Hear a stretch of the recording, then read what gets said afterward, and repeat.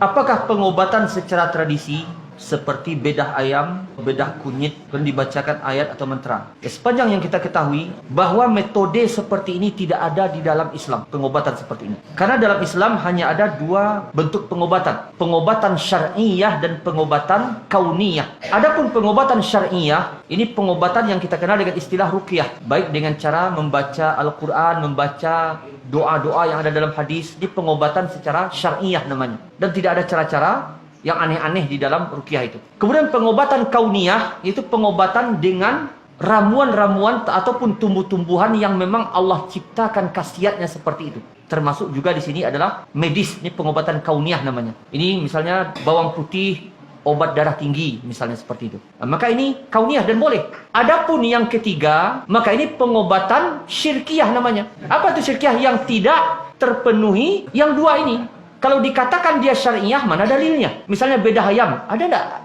dalil hadisnya?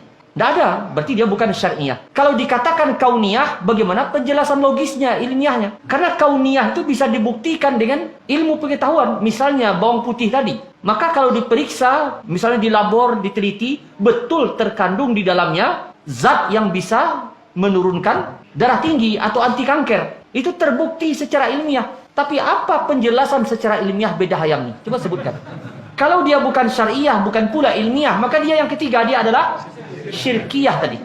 Pengobatan syirik. Karena seandainya ini pengobatan ilmiah, maka mungkin Pak Dokter akan mengusulkan nanti bikin di rumah sakit daerah itu satu kamar khusus ruang bedah ayam.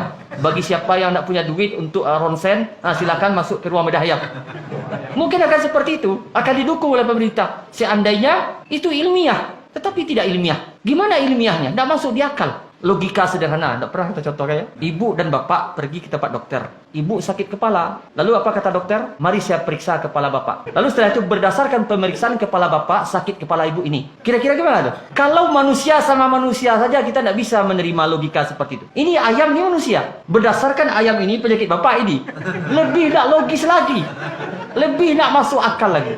Manusia sama manusia aja tidak masuk akal. Apalagi satu hewan, satu manusia. Kita dibodoh-bodohi itu. Dibodoh-bodohi. Kemudian lebih berbahayanya dia membaca mantra-mantra. Boleh jadi mantranya Bismillah nama pisauku. Nama pisaunya Bismillah. Berikut ujung-ujungnya barakat la ilaha illallah. Ini jelas mantra seperti ini. Mantra sebagaimana hadis surat Imam Ahmad yang kita sebutkan kemarin, innar ruqa wat tamaim wat tiwalah syirkun. Sesungguhnya mantra, jimat, guna-guna adalah syirik. Maka ini jelas syirik. Termasuk dengan kunyit. Kunyit itu kadang-kala dibikin salib di sini kan? Bikin salib. Salib dibikin. Ini aja nggak masuk di akal nih kalau kita paham. Ya termasuk syirik.